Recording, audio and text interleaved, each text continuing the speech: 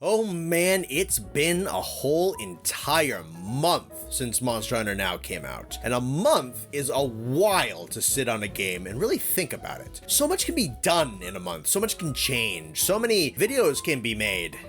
Alrighty, so the honeymoon phase of Monster Hunter Now is pretty much over at this point. I'd say a month is a good stretch of time to sit with a game and let your feelings cement and take hold. So how am I personally feeling about Monster Hunter Now after a fair bit of time playing it? Well, I absolutely still enjoy it, but am definitely seeing the cracks in the game design. So let's start at kind of the most fundamental level. Do I have fun playing the game? Oh yeah, for sure. The moment-to-moment gameplay is still pretty fun. Fighting is quick, it's satisfying, it requires decent knowledge of attack timings, hitboxes, counter timings, break locations, weak points, a lot of good old Monster Hunter knowledge that draws us to these games condensed into these tight, simplified 75-second battles. If one thing certainly hasn't dulled, it's how impressed I am that Monster Hunter Now is able to create these bite-sized versions of actual Monster Hunter fights, rather than creating an action game with Monster Hunter window dressing. There's a fair amount of detail tucked into these encounters that reward retaining knowledge and going into these battles with a plan. For example, when fighting Baroth and Anjanath, I almost always go for a leg break first, as I find their attacks on their sides pretty easy to evade, and getting a leg break offers up a free knockdown, which I can then capitalize on to follow up with a tail cut or head break. Now, if only someone could tell me a good way to break the wings on Rathian, Rathalos, and Legiana, because I'd like to get some wing parts off of them, please. That some semblance of planning, strategy, and target knowledge does exist in the game makes me really happy, and it is the reason why I keep coming back. I enjoy the moment-to-moment gameplay quite a lot. Let's talk about the progression pacing in the game. For context, I live in an area with a few easily accessible neighborhoods, some very busy roads nearby to limit my ability to traverse somewhat, and easy access to about 6 or 7 place of interest resource points. And I play by myself. So I am not swimming in gameplay ability, but I am also not starving for things to do in my area either. I think some changes need to be made in terms of the rate at which materials can be gathered. What I am noticing is longer and longer stints of stagnation where I am not really progressing and simply waiting for materials, resources, and monsters to replenish so I can continue working on my stockpile so that I can upgrade my gear. I'll often go a couple of days without doing much of any upgrading, and I haven't forged like anything in quite a while either. And although I do enjoy playing the game, I often find myself spinning my wheels in the mud, simply grinding and grinding and grinding until I can progress up another level. Now, one might argue against this, saying, well, in Monster Hunter, you are supposed to hit a wall only to stop and grind for a little while, gather some new equipment to leap over the next hurdle. And this is true. However, I personally find that the regular Monster Hunter has a much steeper staircase of progression, if you will. Stagnation is relatively brief. It usually occurs if you haven't consistently been making new gear as you go, and can be rectified by some slight number improvement and acquisition of knowledge and skill. Monster Hunter Now is notably a much more number-dependent game, and for that reason, our stagnation staircase is quite a bit flatter. Defense and attack power values are much more valuable in Now than they are in standard games, and being below recommended values can make higher-level fights very difficult to complete due to the time limits and the high damage. So, if you're having trouble with a certain tier of monsters in Now, you are much more stuck waiting to acquire new materials for that next upgrade than you are in a traditional Monster Hunter game. What doesn't help is that the material costs for upgrades gradually get larger and larger, and you don't necessarily get them faster and faster, so the gaps in upgrades can start to get wider and wider. What this does, besides just making weapon upgrades slower, is it de-incentivizes you from really branching out and trying new weapons and trying new armor sets and stuff like that, as the cost to upgrade new stuff is extremely expensive and can cut into materials that you need for the stuff that you really want to be working on. And a big strength of Monster Hunter is trying out a bunch of new options and seeing what works and building new things, and Now kinda cuts into that. And what might happen with Now, if this issue isn't rectified, is you get a game where everyone is essentially kind of running the same exact sets or variations of it once the numerically most optimal stuff is found. What further creates this feeling of stagnation is some lack of control in Now's acquisition of materials. In a traditional Monster Hunter game, you can pick your target targets and your locale to venture into. Now doesn't offer that same level of control. The environment type around you, as well as the resources and monsters within, are procedurally generated. Now, yes, the amount of available content, the rate at which content cycles, and the ease of play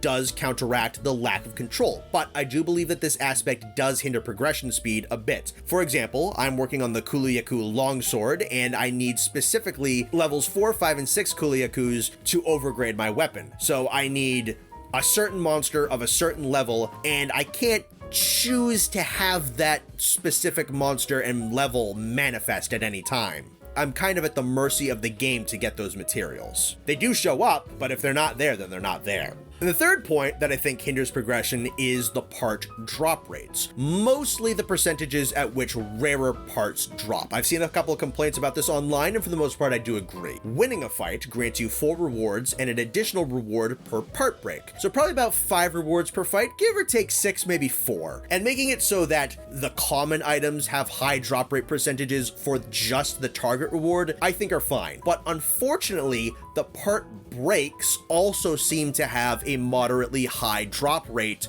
for common items.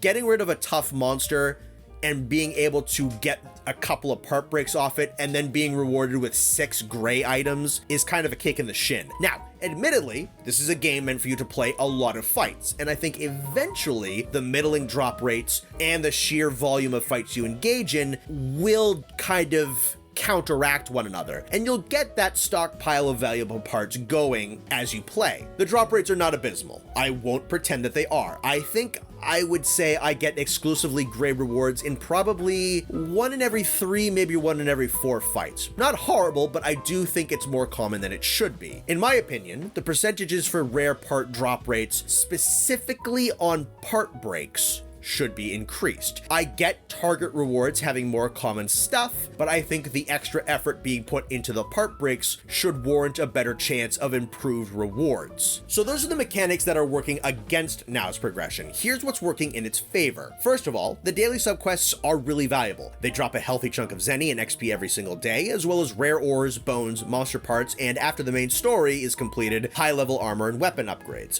These quests are super easy to complete and provide legitimately helpful resource bumps every single day. Next up is the quantity of things to do. Again, I can only speak for my specific area and my experience, but in comparison to my memories of Pokemon Go, Monster Hunter now has more point of interest resource gathering spots, a higher density of monsters, and more high value monsters than Go did. Additionally, though I am not 100% of this, I believe monsters and their biomes regenerate every 3 hours on the hour, and point of interest resource gathering spots regenerate every 3 hours after being interacted with. I try to usually get in 2 walks a day, and I can often get in a fair bit of playing and a lot of hunts in at a time. So even though it takes a lot of playing to get the things I need for my upgrades, I feel as though the game is fairly dense on every single reset, and you will gradually get a good pile of rewards going. Your experience is absolutely going to depend on where you live, how much you play, and who you play with, but I have a location and routine where I am seeing progress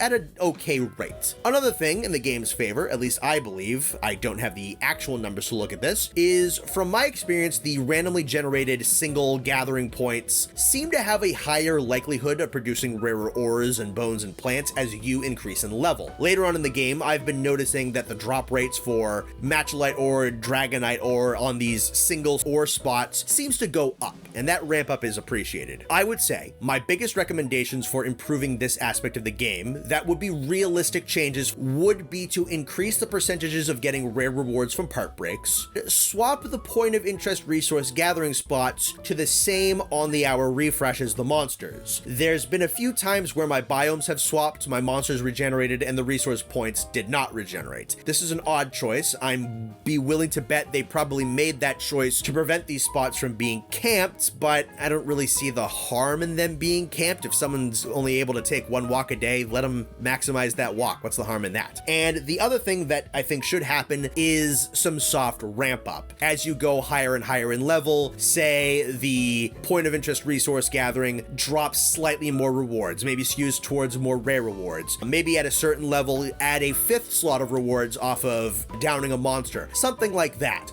because, as I said earlier, upgrades get more and more expensive, but the rate at which you're getting things doesn't really change. And so the game just kind of gets slower and slower and slower as it goes. And I think even if it's soft, some ramp up in this category I think will keep people playing, as it will just allow them to make more things. I think adding a mechanic like this will add a bit of longevity to the game and satiate some people's frustrations with how progression goes in this game.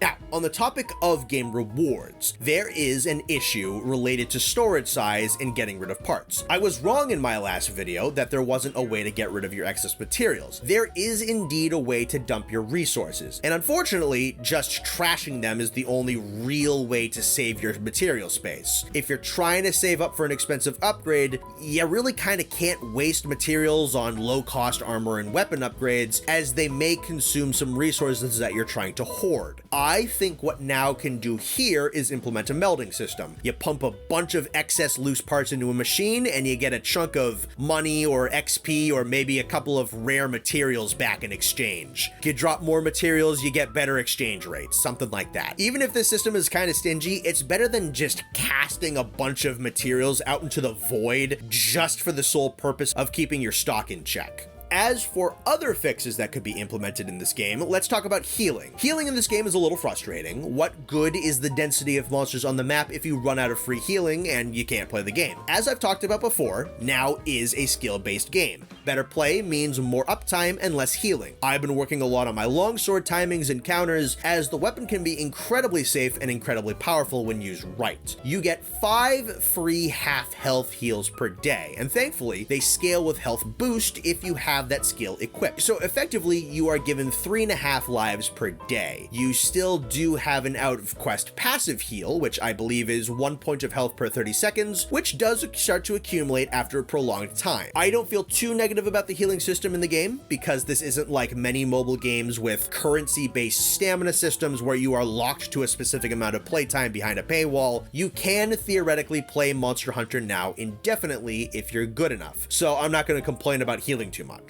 I have felt the urge to buy potions once or twice, but in those instances, I usually just put my phone down rather than, angrily going after the same monster over and over and over and wasting my daily heals. Though I do think this system should be improved in some way, as 3.5 lives per day I do think isn't quite enough. My recommendation would be either a full restock of 10 free heals at the start of every day, or making them a full heal. Honestly, I think 10 uses would be preferable, just so you don't feel bad burning a full heal when you're low but not super low on health. Another potential fix could be the ability to combine items in the game, and the requirements to combine items into potions being implemented. Again, I'm not going to harp on the healing system in this game too much. It is skill based, it isn't stamina based, there is a passive heal, and stuff like health boost and divine protection do exist, but again, I think some improvements to the healing system will alleviate some of the community's frustrations, incentivize people to continue playing and playing for longer periods of time